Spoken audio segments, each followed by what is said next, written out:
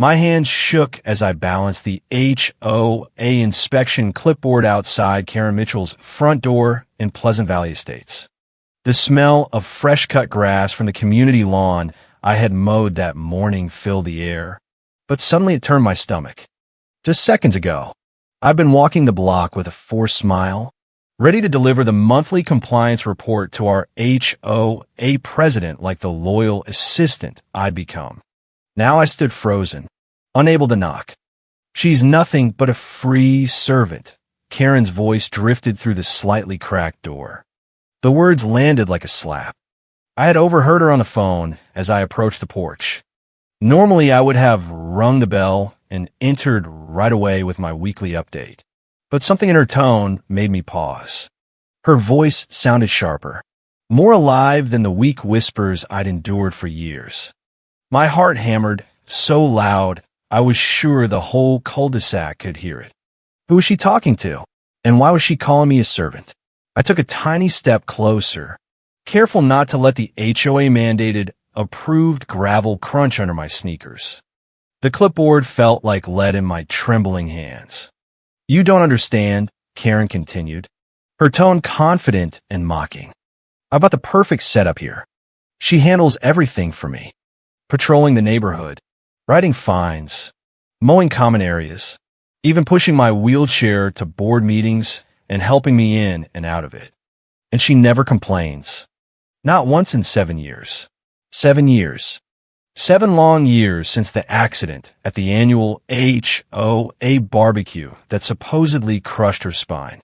7 years since I quit my marketing job downtown, canceled my social life, and dedicated every waking hour to keeping Pleasant Valley Estates running smoothly while Karen recovered. I pressed my ear to the door crack, breathing shallow. The clipboard wobbled. I gripped it tighter. "Trust me, it's cheaper than hiring real help," Karen laughed. Actually laughed.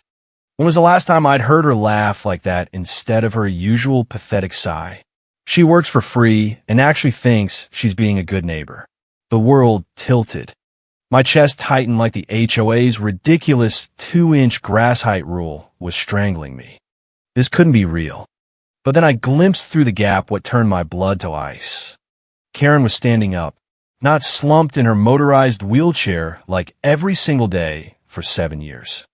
She was pacing the living room on her own 2 feet, phone to her ear, gesturing wildly as if the last 7 years of paralysis had been a bad dream. I watched in horror as she took step after confident step. Her posture perfect, no limp, nothing wrong. The clipboard slipped from my numb fingers, but I caught it before it clattered onto the HOA-approved welcome mat. The sudden movement made me dizzy. I leaned against the siding to keep from collapsing. Our HOA president could walk. The woman I've been lifting into and out of that chair at every board meeting, every holiday event, every inspection tour for 7 years could walk. The woman whose bathroom breaks I had discreetly assisted during long meetings, whose groceries I fetched because she couldn't reach the high shelves, was perfectly fine. The best part is Karen's voice floated out. She actually feels sorry for me. Thinks she's some kind of community hero, sacrificing her life for poor, helpless Karen. I backed away as quietly as possible, heart slamming against my ribs.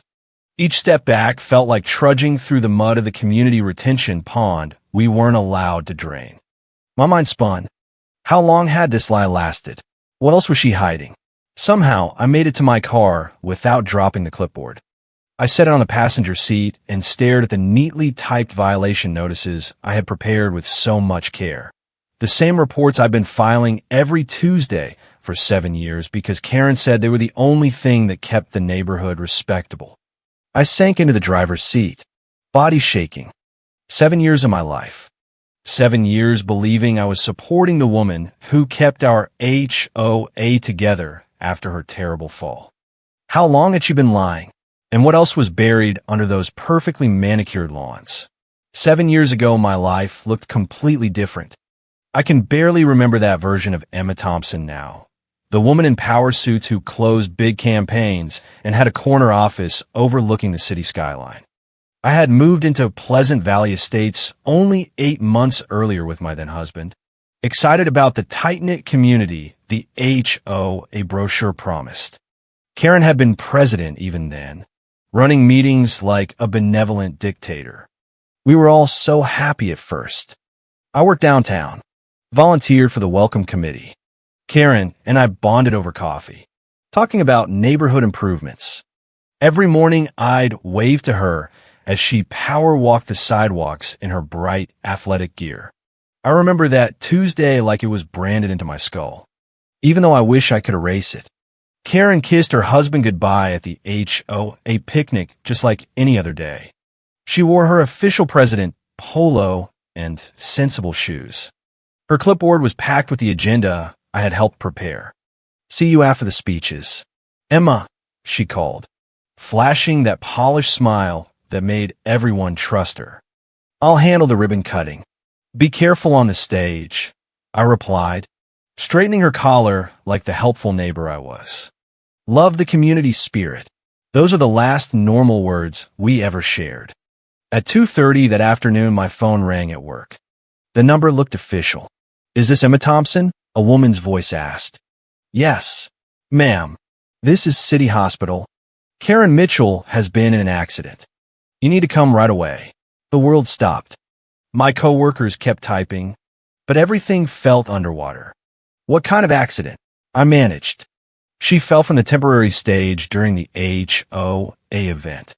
The scaffolding gave way. You really need to get here." I don't remember the drive. I don't remember parking or rushing through the ER doors. The first clear memory is sitting in a cold consultation room with Dr. Peterson, looking older than the neighborhood oaks. "The damage to her spinal cord is severe," he said, gently but firm. "Several vertebrae crushed in the lower back." "I'm sorry, Mrs. Thompson, but Karen will likely never walk again."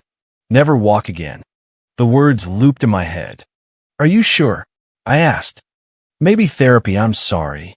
She'll need full-time assistance for the rest of her life. Upper body intact, but waist down paralyzed permanently."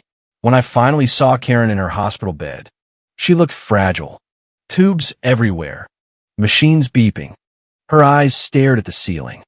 "Emma," she whispered, voice cracking. "I'm so sorry. This changes everything. You shouldn't have to deal with this. Maybe just step down from the welcome committee." "Stop," I said firmly, taking her hand. "We're neighbors. That means we stick together. In sickness and in HOA rules. Right?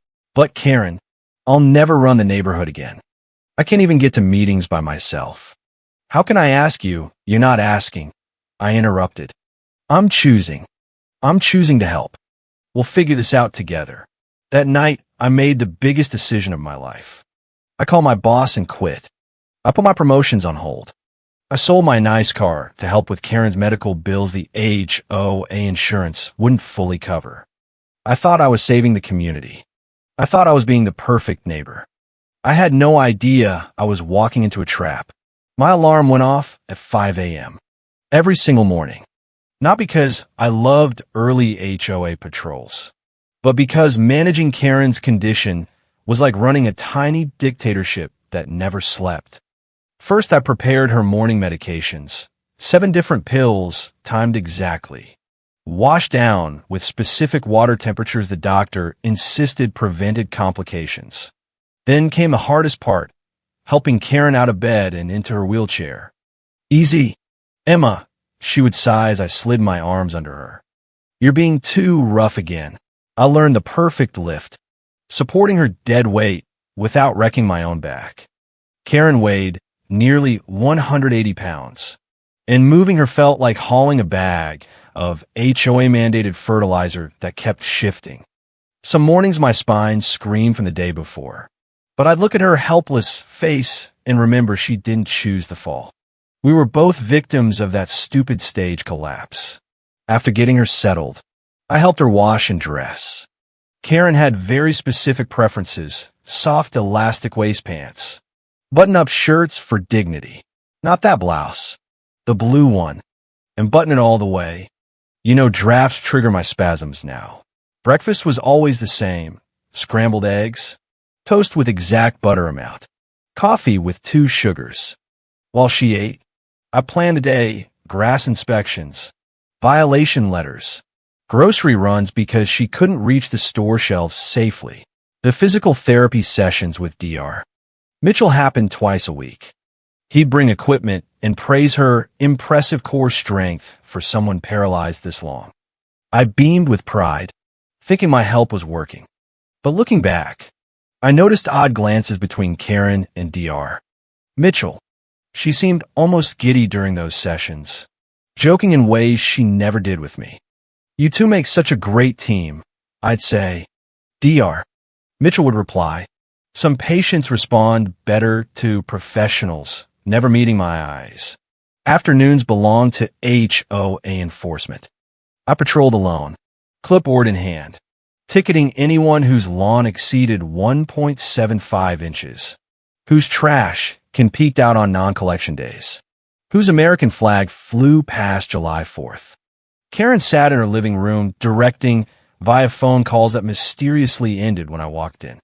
"Who was that?" I'd ask. "Just a concerned resident," she'd snap. Evenings were the loneliest. I helped Karen prepare for bed, lifting her again, arranging pillows exactly. Then we'd watch neighborhood security footage together. But Karen rarely spoke anymore. She claimed the accident changed her personality, made her quiet and sad. I understood, or I thought I did. By 10 p.m., I crawled in my own bed exhausted, body aching, dreams gone. My old friends stopped calling after year 1. My world shrank to Karen's needs and HOA rules. I thought this was what community looked like. I thought I was the model neighbor. I had no idea I was disappearing. It started with tiny things that made no sense. 3 months ago, I left Karen in her chair while I ran to the store for her special low-sodium snacks. When I returned, she was in the kitchen, chair facing the opposite direction. "How did you get here?" I asked. She shrugged. "I wheeled myself for water." "Is that a problem?" The sink was too high for wheelchair reach. We had installed a lower one years ago. A few weeks later, the TV remote sat on the 6-foot bookshelf. Karen couldn't possibly have reached it. "Did someone visit?" I asked. "No. You must have put it there and forgot. You're always moving things." I stared at the remote. I was so tired, maybe I really had. But deep down I knew I hadn't. The strangest came last month. Mrs. Garcia, our sweet retired neighbor, knocked early. "Emma dear, is everything okay? I keep seeing someone walking around Karen's house at midnight. Tall like her, but moving normally." I thought maybe a new caregiver. My blood froze.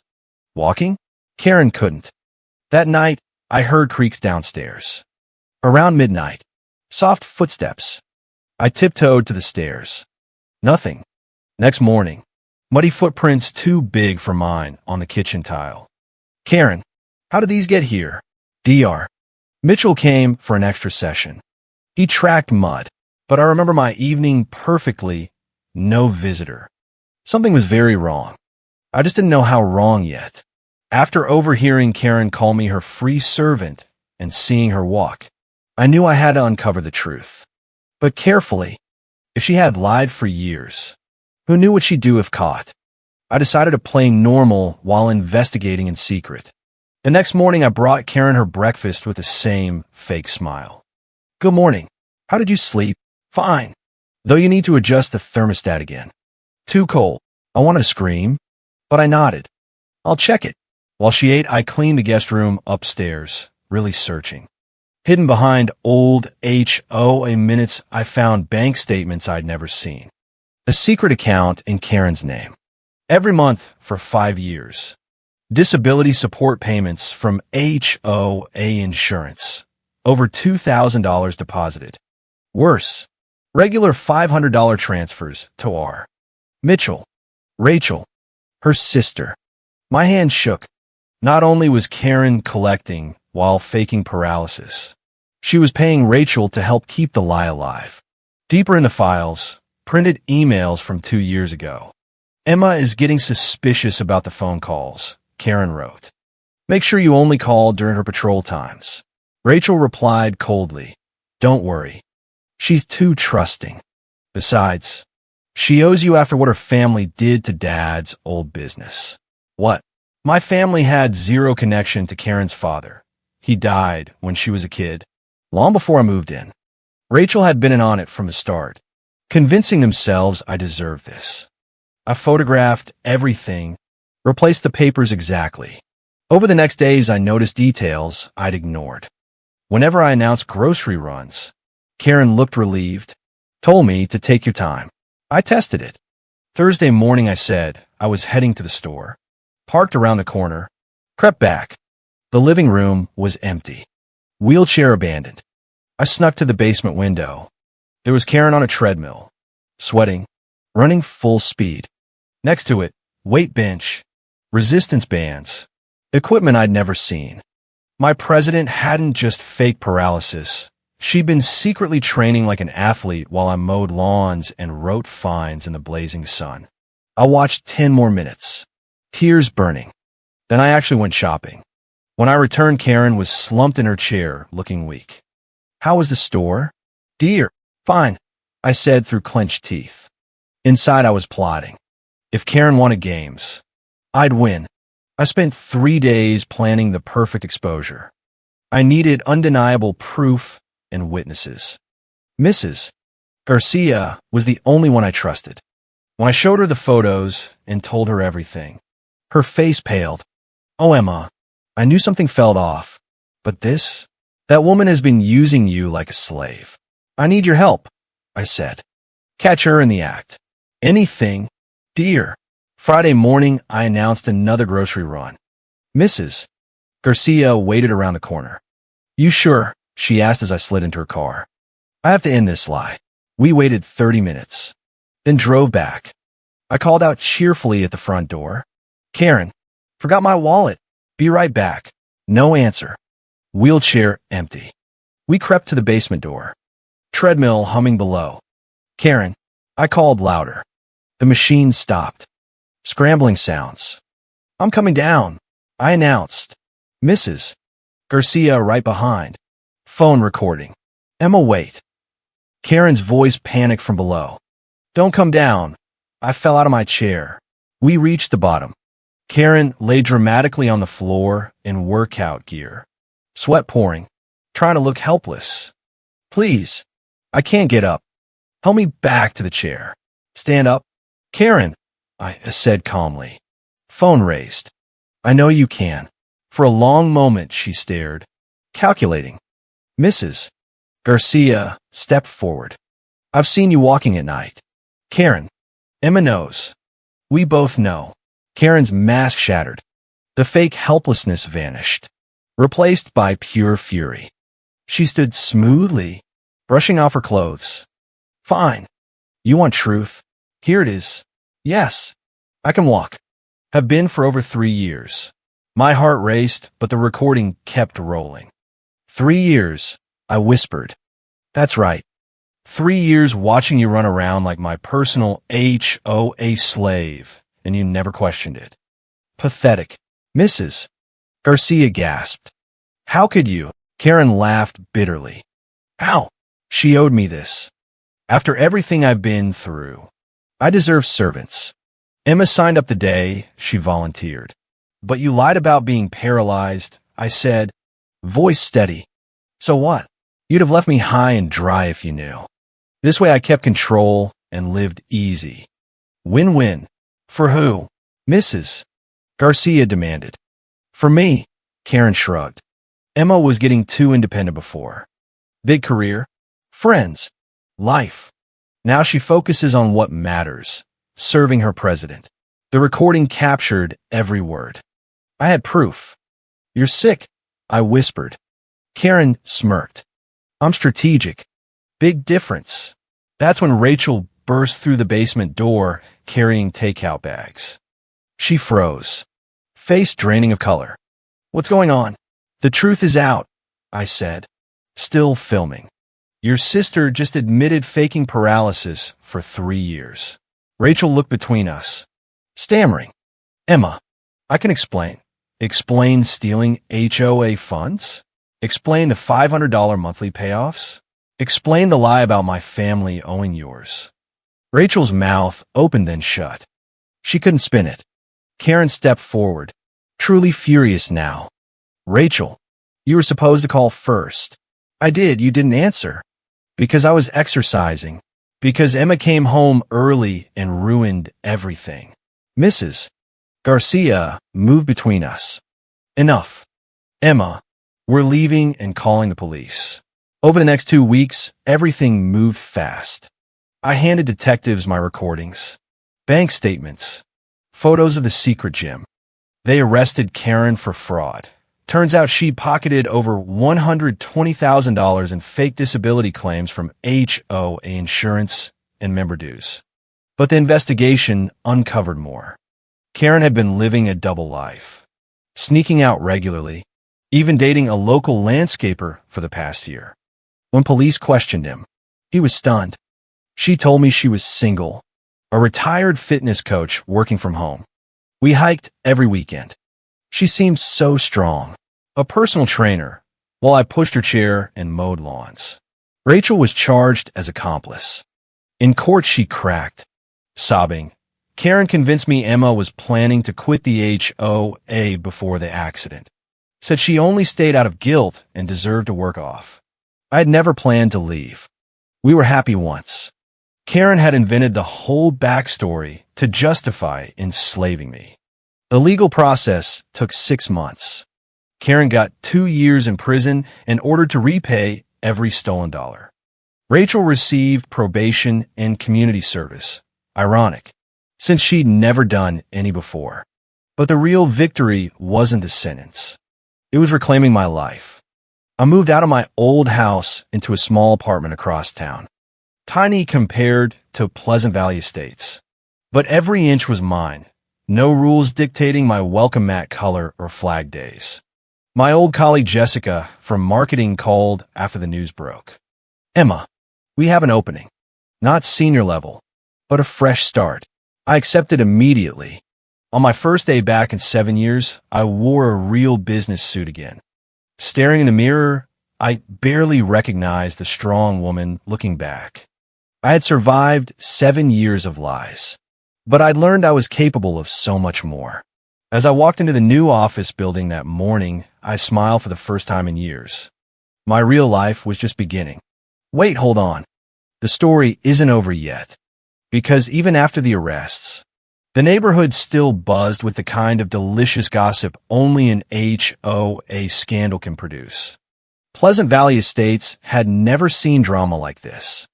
The same residents who once nodded politely at Karen's wheelchair now gathered in driveways whispering about the paralyzed president who'd secretly been deadlifting in her basement. Mrs. Garcia became a local hero, retelling the basement confrontation at every block party with added flair. And then she just stood up like nothing. I thought my old eyes were playing tricks. I laughed along, finally able to breathe. But the best revenge came in the quiet moments. The day the HOA board met to elect a new president. I walked in wearing heels instead of sneakers stained from years of patrol duty. The same people who once pitted me for sacrificing so much now clapped as I accepted the nomination. Turns out when you expose a fraud who embezzled their dues, people suddenly appreciate actual competence. I didn't run on revenge. I ran on common sense. No more 2-inch grass police. No more fining kids for sidewalk chalk. No more secret accounts. Just fair rules that didn't require unpaid servants. Karen, from her prison cell, tried one last pathetic move. She sent a letter through Rachel claiming it was all a misunderstanding and that her therapy had miraculously worked. The judge laughed it out of court.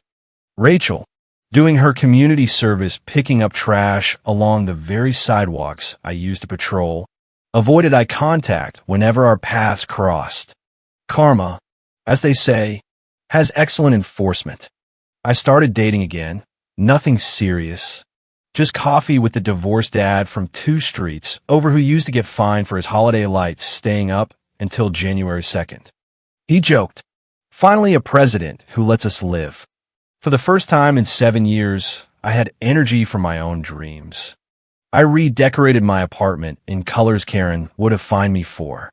I joined a real gym, not the secret one in her basement, and actually enjoyed workouts instead of resenting them. My old friends trickled back, apologizing for drifting away. "We thought you were happy serving the community," they said. I forgave them.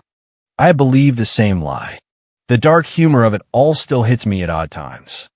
I'd spent years helping Karen use the bathroom during long meetings because she claimed spasms, only to learn she was hiking trails with her secret boyfriend. I'd lifted her 180-pound, helpless body while she was secretly bench pressing more than me. Every absurd HOA rule she enforced, banning bird feeders because they attract mess, while her own yard stayed pristine thanks to my labor, now felt like the punchline to the cruelest joke. Residents started calling me the real president who actually walks the walk. Literally. One afternoon, I drove past Karen's old house, now for sale after the foreclosure from repayment orders. The HOA president sign was gone. In its place, someone had planted wildflowers, exactly the kind Karen used to fine people for. I smiled, rolled down the window, and breathed the air without checking grass height. For 7 years, I had been the invisible backbone of a lie. Now I was free. And the neighborhood? It was finally, truly pleasant. But freedom isn't just moving out and getting a job. It's the slow realization that you don't owe anyone your entire existence. I started small. I bought a ridiculous flamingo lawn ornament Karen would have cited within 24 hours. I left my trash can out an extra day just because I could. Tiny rebellions that felt revolutionary after years of perfect compliance. Neighbors noticed. They began stopping me in the street, not with violation complaints, but with thanks. "Emma, thank you for exposing her. My kid finally got to ride his bike without a fine. You saved us all from that woman's tyranny." Each conversation healed another piece of the woman I'd lost. At work, I thrived. The same skills I'd honed writing flawless HOA notices transferred perfectly to marketing campaigns. Within 6 months, I earned a promotion, the kind I'd given up 7 years earlier. My boss joked, "You handle difficult clients better than anyone. Must be all that practice with Karen." I laughed, but inside I knew it was true. Surviving a master manipulator makes corporate politics feel like child's play. The final cherry on top came during the annual neighborhood picnic, the same event where Karen's accident supposedly happened. This time I stood on the stage as president. No scaffolding issues, no fake false. I gave a short speech about community, fairness, and moving forward. When I stepped down, the applause was genuine. "Mrs. Garcia hugged me tight. You did it, dear. You turned the tables." Later that evening, as fireworks lit the sky, allowed now without special permits, I looked around at the families laughing, kids running free, and realized something profound. The real paralysis hadn't been Karen's fake spinal injury. It had been mine. 7 years trapped in guilt, duty, and lies. I had finally learned to walk on my own. And somewhere in a prison cell, Karen was probably still insisting it was all a misunderstanding. But the evidence, my recordings, the bank trails, the secret gym photos, spoke louder than any of her polished lies ever could. Justice wasn't just legal.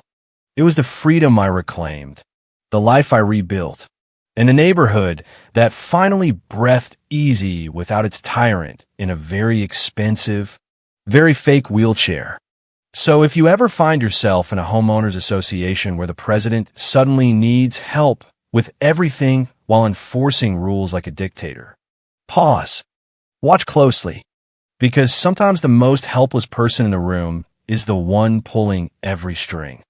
And when the free servant finally stands up, well, That's when the real show begins. My real life wasn't just beginning anymore. It was finally mine, and no HOA rule would ever take it away again.